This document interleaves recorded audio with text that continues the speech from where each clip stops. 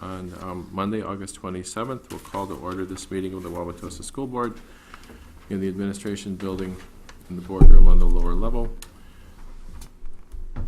We'll begin the meeting with a moment of silent reflection. Mrs. Galante, please will you call the roll? Mrs. Fee? Here. Mr. Giroux? Here. Mr. Croner? Here. Mrs. Muehlfeld? Here. Mrs. Randall? Here. Mrs. Weber? Here. Mr. Meyer? Here.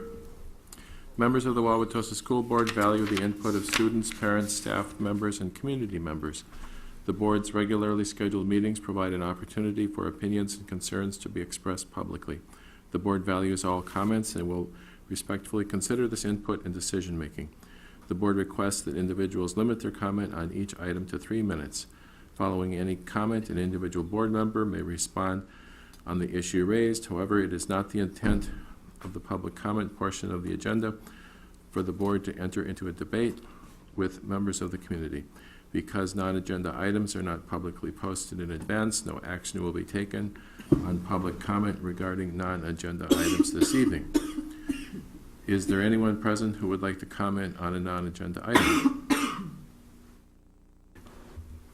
Seeing none, we will move to approval of the consent agenda. Are there any items on the consent agenda which board members would like to remove for separate discussion or action? Seeing none, may I have a motion to approve the consent agenda? So moved. Mrs. Fee, thank you. May I have- Second. Mrs. Muehlfeld, thank you. Is there any discussion on the consent agenda? Mrs. Weber, please. Mr. Chanin, are all positions filled now? We've had several meetings with long lists of new. No, they are not. We are still hiring. We're bringing people even tomorrow, but later this week. They're not all filled. Do you hope to have all positions filled by the, or not hope, but plan to have them filled by next week? Yes, we do. I think we're finishing the last of the teacher hires. Some of our aide positions are vacant, in part because some of those aides became teachers within our district, so it's creating some vacancies. We're still hiring Title I aides, in part because we have to wait till the hire. So there's still some work to be done. Thank you. Is there any other comment? Is there any public comment on the consent agenda? Seeing none, Mrs. Galante, please will you call the roll? Mrs. Fee? Yes. Mr. Giroux? Yes. Mr. Croner? Yes. Mrs. Muehlfeld? Yes. Mrs. Randall? Abstain. Mrs. Weber? Yes. Mr. Meyer? Yes. Recognitions, Mrs. Muehlfeld, please. Yes, thank you. 2 Wauwatosa East High School 2012 graduates, Anthony Cece and Ryan Coots, have been awarded the rank of Eagle Scout from Boy Scout Troop 21. They have completed all requirements and have received National Boy Scouts of America approval. These are the 161st and 162nd Eagle ranks awarded by Boy Scout Troop 21 in 90 years of scouting in Wauwatosa. Thank you, and congratulations to the Scouts. We're going to deviate from the agenda a little bit. We're going to take the Human Resources action item first.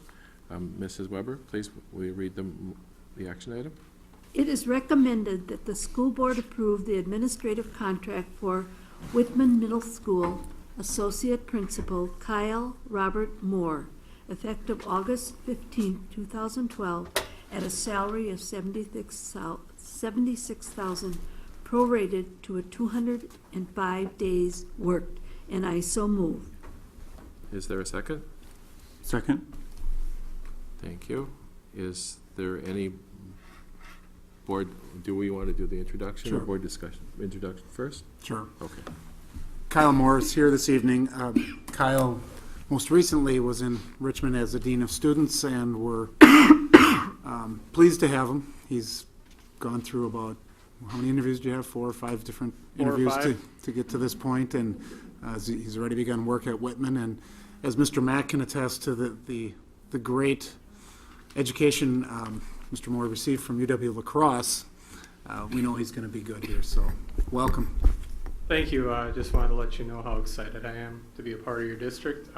Tosa has a great reputation around the area, and I was real excited to get the opportunity to interview, and very pleased with the offer, and I'm excited for the students to get back to work. Thanks. Thank you. Is there any board comment or question? Is there any public comment or question? Mrs. Galante, please will you call the roll? Mrs. Fee? Yes. Mr. Gerose? Yes. Mr. Croner? Yes. Mrs. Muehlfeld? Yes. Mrs. Randall? Yes. Mrs. Weber? Yes. Mr. Meyer? Yes. So now we're going to move to the business services item. Mr. Croner, please. Thank you. It is recommended that the school board approve United Healthcare as the district's third-party administrator, TPA, for its self-funded health insurance benefit. This change will save the district approximately $500,000 in healthcare costs on an annual basis, and I so move. Second? Thank you, Mr. Croner and Mrs. Weber. Now, this item came from administration to the board for consideration. It is shorter notice than we are accustomed to, as in we usually discuss one meeting and discuss and vote the next meeting. However, because of the place we are at on the calendar and the amount of money involved, it's agended as an action item so that the board at its discretion could vote to approve or this evening. I'm not promoting it in one direction or the other until we hear the presentation, but just to let you know, that's why it's placed on the agenda in that way, to allow us the flexibility. So with that said, Dr. Ertl and Mr. Mack, please take it away. I just introduced Mike Newberger and Mary Nicolai from Maine, and Dan, Mike's gonna actually lead the discussion, report on the TPA switch, and if you have any questions, I encourage you to ask him, and one of us will be able to. If you have any questions, just please ask and stop the presentation, and we will answer them. So hopefully you'll get all the information that you need, and we can put this to a vote tonight. Thank you. Thank you. Mary is handing out a discussion sheet that we'd like to walk through tonight to give you some highlights on the third-party administrator marketing that we had done for Wauwatosa School District. In the TPA marketing, what we typically do is we look at carriers who can administer health insurance plans. And what we have listed here are the three that we had went to for proposals. Humana being the incumbent, United Healthcare, and Anthem. As you can see, we did not go to WIA because they do not have the capabilities to administer a self-funded insurance plan. They do insurance only, and we are looking for a self-funded plan, so we did not go to WIA. In our review, we looked at a number of different areas, but there are three key areas that we tend to focus in on. The first one being financial or provider pricing. The second being provider access. What type of network is available? Does everyone have access to the providers in that network? And then plan design administration and preventive drug list. Does the carrier have the ability to administer the current plan that's in place for Wauwatosa? So if you go down further, I drill down into those three items in a little bit more detail. In the financial piece, we looked at a number of different analyses, but one that we wanted to talk through here was the provider discount analysis. And in that discount analysis, we look at the pricing of Humana, United Healthcare, and Anthem, compare them to each other. And in that process, we were able to determine and calculate that United was the optimal choice, and as was mentioned in the earlier statement, will save the district approximately $500,000 annually. With respect to provider access, the important thing to do here is to make sure that there isn't a lot of disruption for employees. So in other words, who are the providers they're using now, both in facilities and physicians, and how does that compare to the new network that we would be going to? So basically, we did all three, but for today's discussion, we really wanted to talk about Humana versus United Healthcare and how that compared. With respect to United Healthcare, when we did the disruption analysis, we had about a 96.67% match on currently used providers. And when we say currently used providers, we're looking at a 12-month time period as a point in time Obviously, if people elect and choose other providers in the future, we have no control over that, but we can only base our analysis on historical information. So we look at a 12-month time period. When we looked at that and we calculated those that were going out of network, or that would have been out of network in using United Healthcare, that calculated to about $122,943 in out-of-network claims. And just for a comparison point, the annual cost of the insurance with claims and administration and so forth is about $12.6 million. So $122,000 is a small percent of the total, obviously. And then conversely, when we looked at Humana, obviously we have that data with Humana, and they ran at 95.1% of in-network utilization. So in other words, there was a roughly 5% of the claims were out of network, and that calculated to 455,299 in out-of-network claims. So when we look at that provider access, obviously, based upon historical claim utilization, there was more coverage under the United Healthcare network than was currently being done with Humana. And then the last item was plan design administration and a preventive drug list. Under the plan administration, we had United look at the current plan in place with Wauwatosa and wanted to determine if they could administer the plan as is, and they can administer it as is without any changes or deviations. The one area that we wanted to look into in a little bit more detail was with the plan that Wauwatosa has. When you go, without getting into too much detail, most services are subject to deductible and coinsurance. That's what an HSA plan is. However, under the preventive drug area, if you have drugs, preventive drugs, that are on this list that was generated by Humana, instead of having those drugs be subject to deductible and coinsurance, they could be subject to a copay, 10, 20, 30 type copay. Offers the employee a little bit more of a cost savings depending upon where they are in their overall spend for the year. But nevertheless, it did offer and does offer a copay in those types of arrangements. What we're recommending, because there is a short time frame that we're dealing with to make this effective 10/1, we're recommending that we go with the current list that's being used on the preventive care so that there wouldn't be a lot of disruption for employees, but then move to the United Healthcare preventive drug list next year on October of 2013. Again, that would eliminate a lot of potential disruption that could happen with employees who are taking preventive drugs. So with that, in going through the entire analysis, obviously we're recommending that the district move to United Healthcare, both on the savings side, the administration side, then also the provider access side is better with United Healthcare. Mike, can you talk just about administrative costs and how those compare? Yeah, you bet. In doing that analysis, obviously, we look at a number of different factors on the financial side. The biggest piece, obviously, is claims. But what we also want to do is look at the administrative cost of having the plan administered by United versus being administered by Humana. And when we look at that analysis, United actually does offer a very slight decrease in cost in the administrative fee. When you look at it in a total cost basis, Humana is going to cost $342,195, and United Healthcare is $336,585. So just slightly less under the United Healthcare. So administrative-wise, also a better move to go with United Healthcare.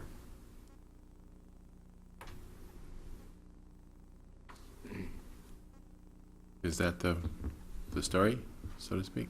That's the story. Okay. Is there any board question or comment? Mrs. Randall, please. I have a couple, please. Excuse me. You said 96.67, but it's 98.67, I believe, right? I'm sorry. Thank you. Yep. Okay. That match on current providers, what type of providers are changing? Is it specialties or? It varies, but we have looked at those providers that are in the Humana network but not on the United network. Mm-hmm. And when you go through that listing, there's a lot of different types of providers. Some dentists are in there, some psychologists.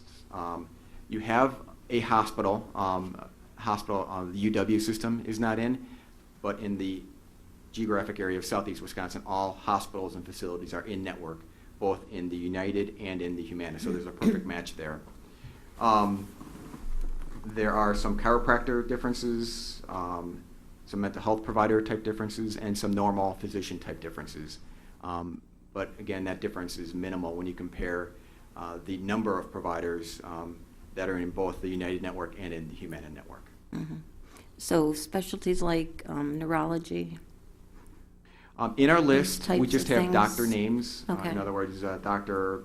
ABC, MD. So we're not sure if it's a neurologist or a what have you, but Okay. it's a very, very small list. And the dollars relative to that, as we said, in total was $122,000. And when you look at the total spend of $12 million, you are going to have some disruption. Unfortunately, that is always going to happen when you make a change. But based upon the analysis we have here, this is very minimal, especially based upon our experience of doing this. Very, very minimal disruption that would take place. And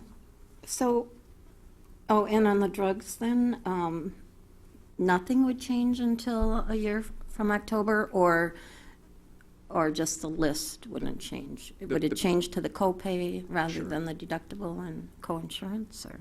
A couple things here. On the preventive care list, that would not change. That would be the same as you have now with Humana over to United Healthcare. But when you go seek just non-preventive type medication, United's going to have their discount arrangements and Humana is going to have their discount arrangements. So what could be different is there could be some minimal pricing differences depending upon the overall PBM, Pharmacy Benefit Manager, contract that United has versus Humana. So there will be some slight pricing differences, but that's very difficult to dig into and find out exactly what those differences are. But there will be some slight ones there too. And will that take effect in October? That would take effect And 10 then the list of itself 2012. would change a year later? Yes. Okay. Yes. And the last question, how do you save that much money then if this administrative cost difference is so slight, from 336 to 342? Where does the savings come in? Yeah. The majority of a spend with a health insurance program is on the claim side. Really, when you look at things, there are two major buckets with respect to what an insurance program costs. The biggest bucket is the claim piece of the equation. How much does a claim cost? And that varies depending upon the provider contracts you have and the provider access you have. The smaller bucket that you have within a health insurance program is the administrative piece. So, looking at these two buckets, the biggest piece, if we said that $300,000 was part of the admin fee, the majority of your costs are in the claims. And if we get better access and better pricing under United Healthcare, that's where the lion's share of the cost savings is going to be, is on the claim side, both for the employee and for United, or both for the employee and for Wauwatosa School District. So how do you get better pricing? Sure. What drives that? You have the insurance carrier, United Healthcare, will go out and contract with providers, as will Humana, as will Anthem, Blue Cross Blue Shield. And it is dictated on their ability and to negotiate with these providers as far as bringing membership to them and some other variables that revolve around overall negotiations with providers. Okay. And then if I can ask Mr. Chanin, have employees had any knowledge that this is under discussion, number one? And number two, when is the last time that we changed providers for staff? Yeah, this was an administrative, this was an administrative decision that wasn't, that has not been discussed with employees. It really is being presented to the board first. And then in terms of the last time we changed providers, do you recall when Humana came on? It would have been before my time. Do you recall? 4 or 5. I think it's 5. 2005 Okay. is when it changed from WPS to Humana. Okay, thanks. Thank you, Mr. Meyer. Mr. Cronin?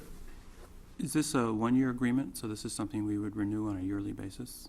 Yeah, typically that is how TPA services are negotiated is on a year-to-year type of basis. So when you said that drug change might take, one part of it would start in October 2013, that's if we continued? Yes, if Fine, we continue okay. with United Healthcare, we'd obviously bring on their preventive care or preventive drug list.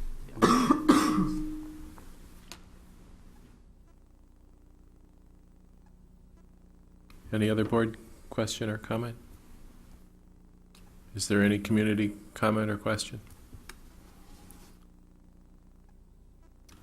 Does anyone on the board have an opinion about whether we should call the roll or whether we want to consider in some fashion postponement of this?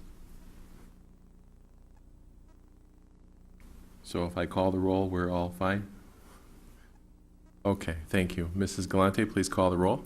Mrs. Fee? Yes. Mr. DeRose? Yes. Mr. Croner? Yes. Mrs. Muehlfeld? Yes. Mrs. Randall? Yes. Mrs. Weber? Yes. Mr. Meyer? Yes. Thank you, Mr. Mack. And our next item on the agenda is the superintendent's report to the board on the opening day schedule.